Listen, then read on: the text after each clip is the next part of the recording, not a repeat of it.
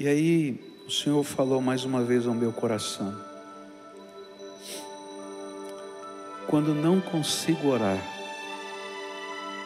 eu me aproprio da esperança e fé, do fiozinho de azeite que não para de jorrar do trono de Deus na minha vida. E aí eu consegui dormir. Mas a oração às vezes não é aquilo que a gente imagina ser. Essa semana a Cleusa passou muito mal. E foi um final de tarde, noite, assim, muito ruim, horrível. E lá pelas 4 horas da manhã, já com a luz apagada do quarto, eu tentava dormir e não conseguia conciliar o sono, porque eu estava ansioso, estava preocupado. Quando veio então à minha mente, não é, esta pergunta: como é que a gente troca a ansiedade e a preocupação pela oração, quando a gente não consegue nem orar? E eu não sei se você já viveu momentos assim, né, que você está tão ansioso, está tão preocupado, que você não consegue nem orar. Parece que a cabeça da gente vai fugindo. Você diz assim: agora eu vou fazer uma oração. E aí você começa a orar e de repente a mente vai para um lado, vai para outro. Eu não sei se já aconteceu isso com você, mas estava acontecendo comigo naquela madrugada. Tanto é que eu não conseguia dormir, não é? E nesse momento de preocupação, como é que a gente troca a preocupação e a ansiedade pela oração? E foi interessante o que aconteceu logo em seguida, porque enquanto eu pensava nisso, o Espírito Santo começou a ministrar no meu coração e me fez lembrar. Eu estava deitado, eu não estava com a Bíblia aberta, mas me fez lembrar de 2 Reis, capítulo 4, versículos de 1 a 7. 2 Reis, capítulo 4, versículo de 1 a 7, conta a história de uma viúva. E essa viúva vai bater na porta de Eliseu. E ela então diz para Eliseu: olha, o meu marido é um discípulo do Senhor, que mora aqui na escola de profetas, morreu. E agora os credores estão batendo na minha porta e estão ameaçando levar os meus filhos como escravos. E aí Eliseu olha para ela e pergunta, não é? O que eu posso fazer por você? E aí eu comecei a pensar nessa história. E é interessante porque aquela mulher, ela se aproxima de Eliseu. Ele diz assim: olha, o meu marido não era só seu discípulo, mas ele era profeta e ele era temente a Deus e morreu.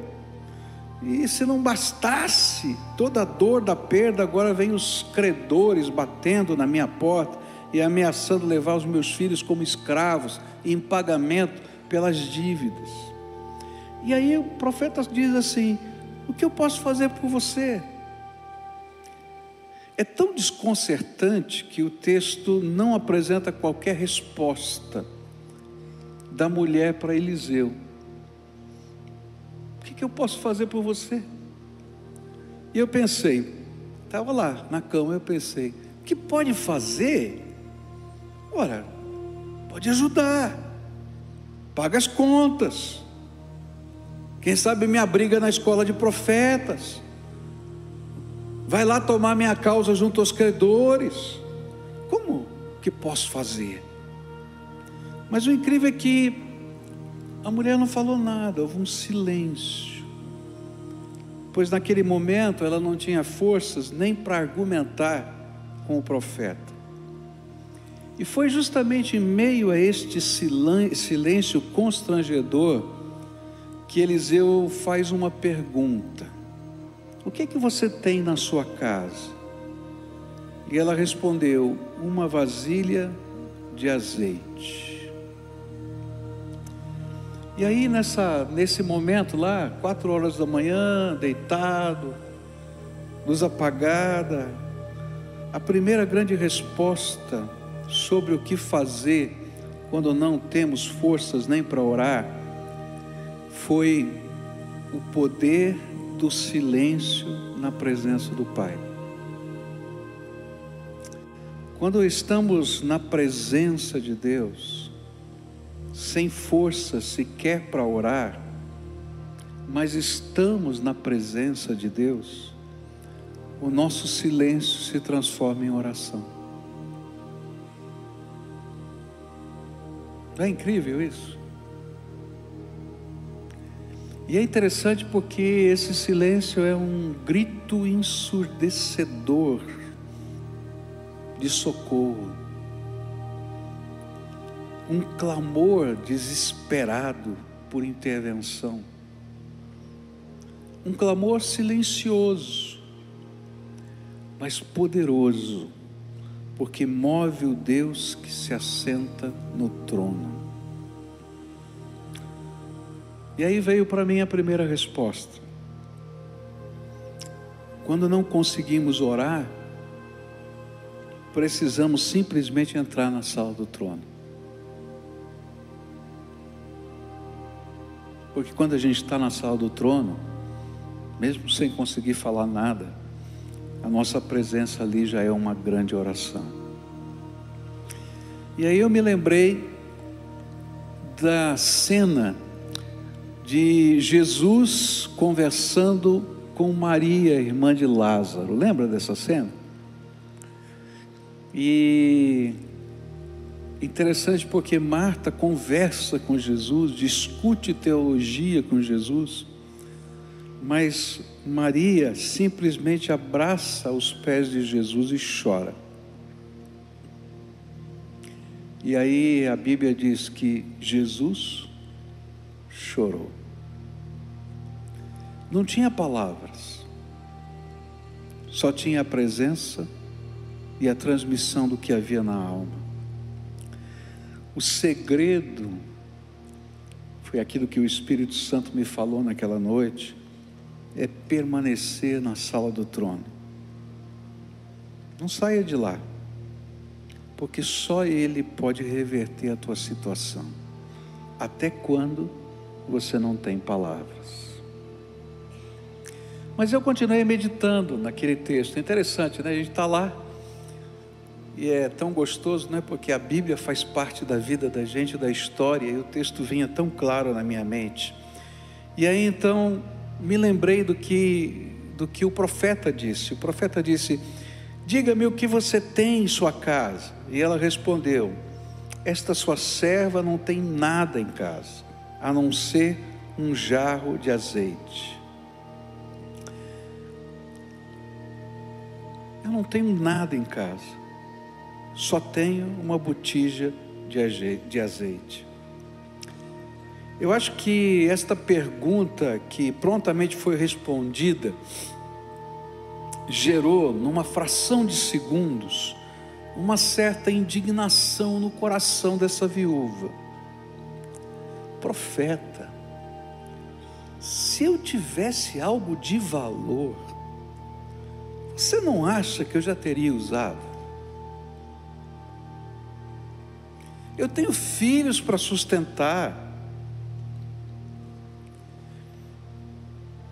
Eu não consigo entender porque ele levou meu marido e me deixou sozinha com todos esses problemas, e agora querem escravizar os meus filhos. Se eu tivesse algo de valor, eu trocaria imediatamente por um pouco de tranquilidade e dignidade. Não está isso na Bíblia, mas eu pensei. Eu acho que ela pensou também. Por isso ela respondeu de uma maneira tão direta: eu não tenho nada, só tenho uma vasilha de azeite. E com isso ela queria dizer: olha, eu não tenho farinha, eu não tenho pão, eu muito menos tenho dinheiro para salvar os meus filhos. E foi nesse momento que o Espírito Santo me deu a segunda resposta. A pergunta de o que fazer quando não se consegue nem orar. Nós entregamos o que temos nas mãos de Deus. O azeite era o último reduto de confiança, porque depois do azeite não sobraria mais nada. Nem marido já tinha morrido, nem filhos seriam escravizados, nem vida, porque eles morreriam de fome. Você lembra que estudamos que devemos trocar a ansiedade pela oração, súplica, petição, com ação de graças. E na verdade, para mim, o azeite materializava tudo o que a envolvia. A dor da perda do marido, o medo de perder os filhos, o medo de morrer de fome, a incompreensão do porquê Deus estava permitindo tanta dor e sofrimento, a angústia de não entender nada e até o último recurso material. E sabe o que é pior? É que o tudo que a gente está colocando no altar de Deus, na mente da gente, não é suficiente. Por isso ela disse: só tenho uma vasilha de azeite. Mas o nosso tudo arrasta consigo o todo o coração. E aí vem a promessa de Deus: buscar-me-eis e me achareis quando me buscardes de todo o vosso coração. Quando a gente não consegue orar, o que a gente pode fazer é entregar tudo, tudo. E aí a gente se rende. E esta entrega é poderosa, não pelo que temos, porque a gente só tem uma vasilha de azeite, que na verdade não representa nada, mas ela é poderosa pelas mãos do Todo-Poderoso, que recebe o nosso tudo. Eu ainda estava tentando conciliar o sono, mas as imagens dessa história continuavam a tomar a minha mente. Nelas eu via o profeta dizer à mulher: vá e peça vasilhas emprestadas, muitas vasilhas, vasilhas vazias. Feche a porta com você e os seus filhos e comece a derramar o azeite nessas vasilhas. E a Bíblia diz que ela começou a fazer isso. Mas por que ela fez isso? Porque a ordem do profeta,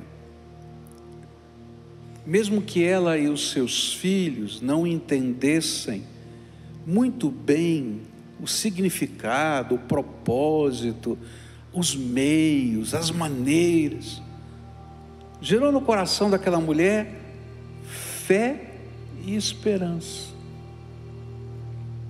Se não posso fazer mais nada, pedir vasilhas emprestadas eu posso. E é interessante, eu não sei bem o porquê, nem o para quê de muitas coisas, mas me parece que fazer alguma coisa é melhor do que não fazer nada, especialmente quando a gente está agitado assim, não é verdade? Parece que quando a gente não pode fazer nada fica pior ainda, mas se a gente pode fazer alguma coisa, parece que tranquiliza um pouquinho o coração. E então ela e os seus filhos começaram a trazer para casa as vasilhas, muitas vasilhas vazias.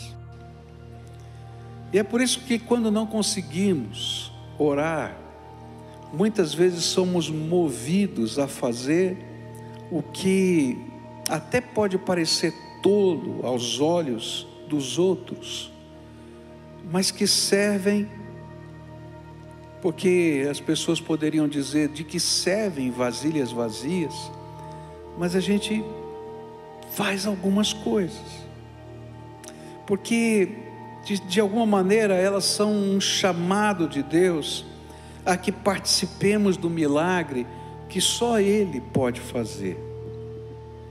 E eu creio que isso também aconteceu com Maria, irmã de Lázaro. Essas duas cenas, elas passavam pela minha mente assim. Porque chegou uma hora que Jesus chorou e não dava mais para conversar, não é? Não sei se você lembra dessa história. E aí então Jesus disse para Maria: me mostra o túmulo do teu marido. Ela para de chorar, levanta e diz: vem cá e veja. E eu fiquei pensando, olha que coisa interessante. Parece que ela levantou, saiu e pelo menos alguma coisa podia ser feita. Eu chamo isso de passos de fé. Quando não conseguimos orar, o Senhor nos convida a dar pequenos passos de fé.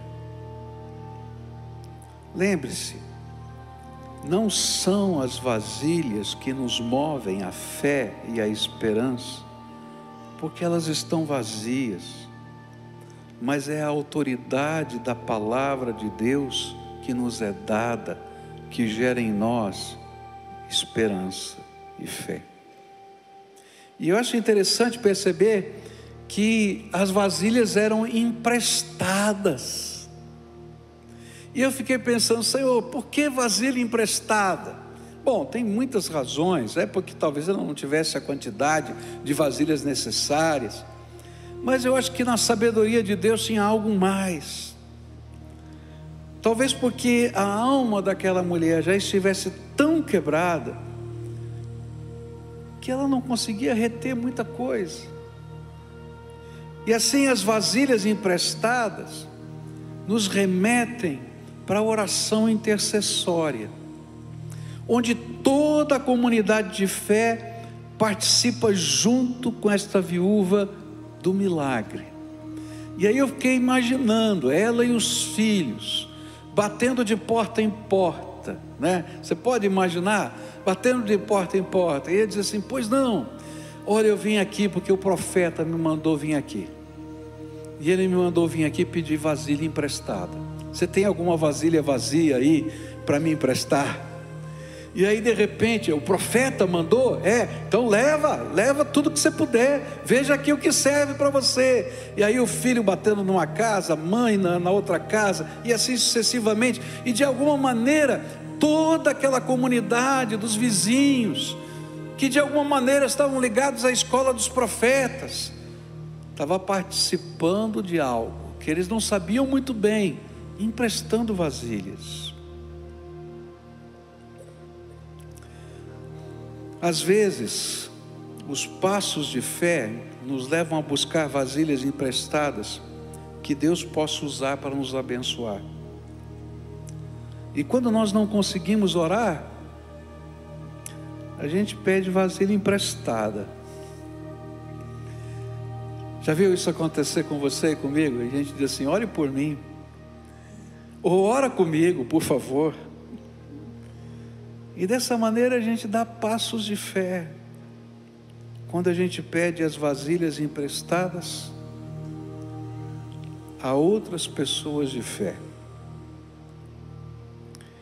Eu posso imaginar toda a família batendo na porta, e de alguma maneira toda aquela comunidade se envolvendo. E aí me lembrei de Tiago, capítulo 5, versículos 13 a 16, onde a Bíblia diz assim: alguém de vocês está sofrendo? Faça oração. Alguém está alegre? Cante louvores. Alguém de vocês está doente? Chame os presbíteros da igreja e estes façam oração sobre ele, ungindo-o com óleo em nome do Senhor. E a oração da fé salvará o enfermo, e o Senhor o levantará. E se houver cometido pecados, estes lhe serão perdoados. Portanto, confessem os seus pecados uns aos outros e orem uns pelos outros, para que vocês sejam curados. Muito pode, por sua eficácia, a súplica do justo. Eu posso imaginar, depois de algum tempo, que a casa ficou cheia de vasilhas. Os filhos e a mãe arrumando as vasilhas de uma maneira um pouco mais organizada. E é interessante, né, que quando a gente fica meditando assim, as cenas, elas ficam aparecendo na mente da gente, né? E eu vi na minha mente as vasilhas. Tinha vasilha grande, tinha vasilha pequena, tinha vasilha média. E eu não sei, né? A gente organiza cada um de uma maneira diferente, né? Cada um tem o seu estilo de organizar, né? Eu gosto, por exemplo, de organizar minha biblioteca por assunto. Então eu vou lá, eu acho o meu livro por assunto. Primeira vez que a Cleusa arrumou a minha biblioteca, ela arrumou por estética, tamanho de livro e cor de livro. Eu não achava mais nada. Bom, eu não sei como é que essa mulher organizou as vasilhas dela, mas estavam lá de alguma maneira organizadas. E as vasilhas naquele tempo, elas eram como que jarros de barro. Imagina aí um jarro de barro. Mas faltava fazer algo tremendamente desafiador, que era derramar o azeite da casa, daquela botija da casa, nas outras vasilhas. E nesta hora minha mente viajou de novo, e eu fiquei imaginando um jarro pequeno, porque quem não tem nada, só tem uma botija de azeite, muito provavelmente não tem muita coisa, é pequeno. E eu fiquei imaginando então esse jarro de barro com uma boquinha pequena, pequenininho, com azeite da casa. E aí eu imaginei que o primeiro jarro tenha sido um bem grande. Não diz isso na Bíblia, mas eu imaginei um bem grande. E esse era o primeiro emprestado. E aí aquela mulher começou a derramar o azeite. Como o jarro era pequeno na minha cabeça, o fio de azeite também era. Eu fiquei imaginando, né? Não era assim naquele tempo, uma lata de azeite de oliva, que a gente faz o furinho, né? E fica caindo aquele fiozinho de azeite. E aquele fio de azeite caindo lentamente no outro jarro, até que encheu o jarro. Uau!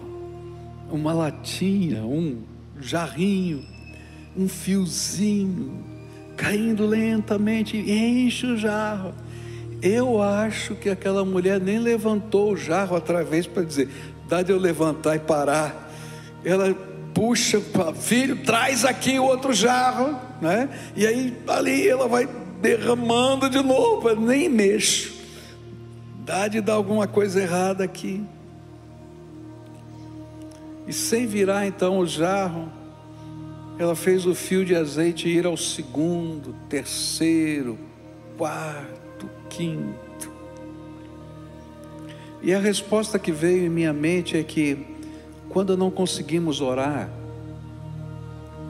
somos convidados por Deus a participar de processos poderosos da sua graça milagrosa na nossa vida.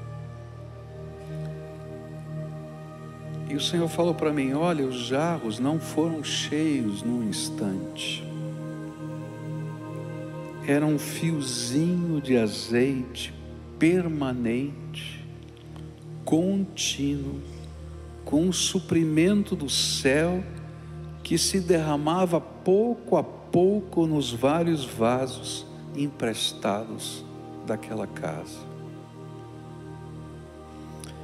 E depois de cheios, o processo do milagre ainda não havia acabado.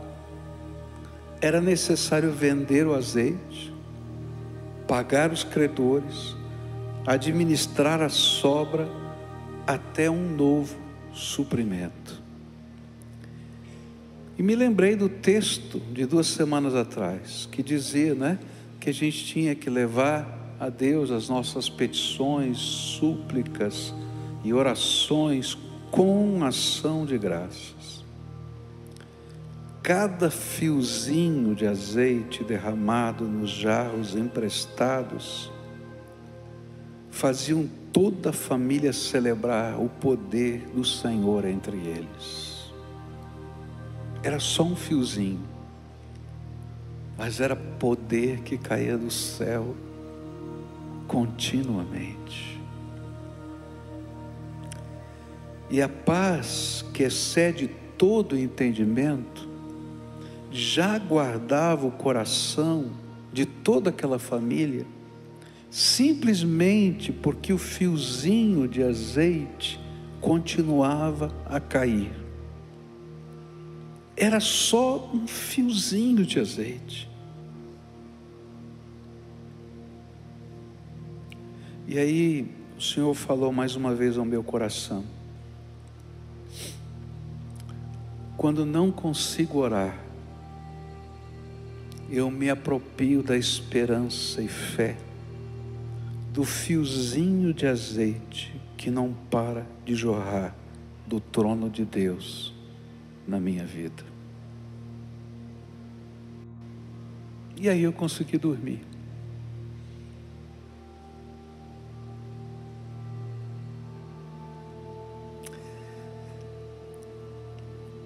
Eu quis compartilhar isso com vocês porque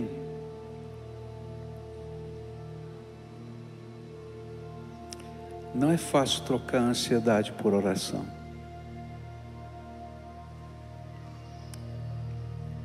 Mas a oração às vezes não é aquilo que a gente imagina ser. As palavras, os gestos, as posturas. Às vezes a nossa oração é entrar no trono da graça de Deus com um silêncio profundo. É pegar o nosso tudo, inclusive a nossa dor, e colocar no altar de Deus. Às vezes é emprestar vasilhas que suscitam fé e esperança de toda a comunidade a nosso favor. E às vezes é só admirar o fiozinho de azeite que vai caindo. Eu acho que na primeira vasilha foi mais complicado. Na segunda, na terceira, na quarta, parece que ficou mais fácil. Mas eu imagino a primeira, o fiozinho caindo, o jarro grande e o jarro pequeno. Será que vai dar? Será que a gente vai conseguir? E se não der?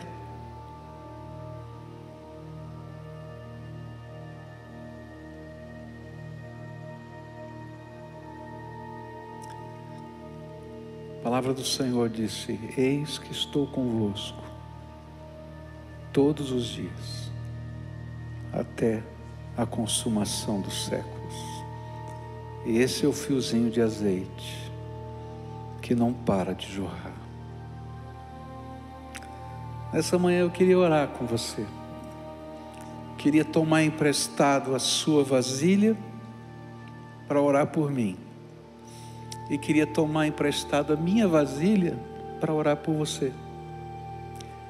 Para que o fiozinho de azeite que está caindo do céu, para que o silêncio, para que a vasilha emprestada, para que o azeite possa ser que está na casa, possa ser entregue ao Pai. Vamos ficar de pé e vamos orar juntos aqui?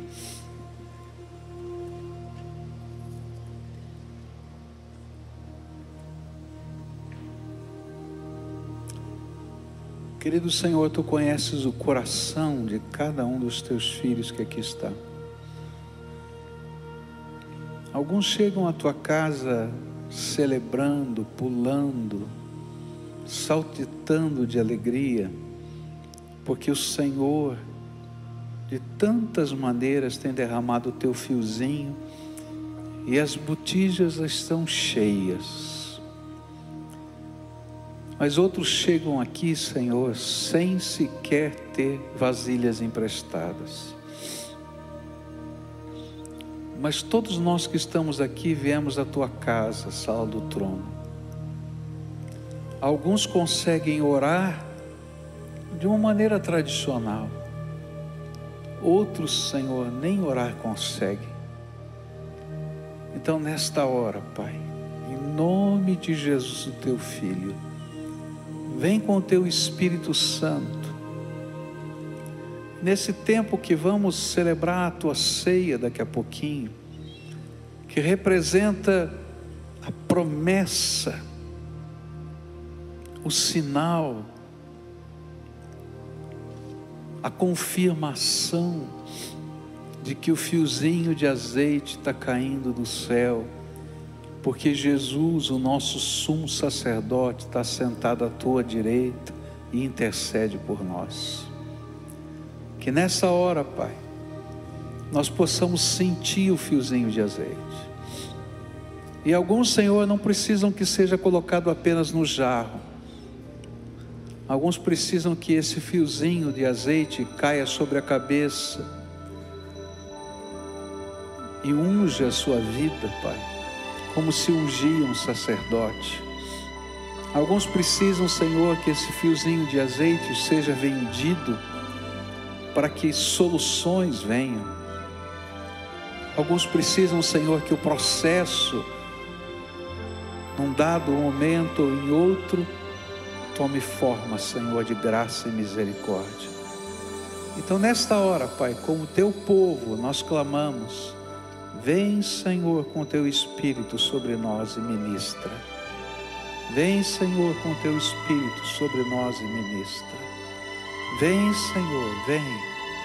É aquilo que oramos no precioso nome de Jesus. Amém e amém.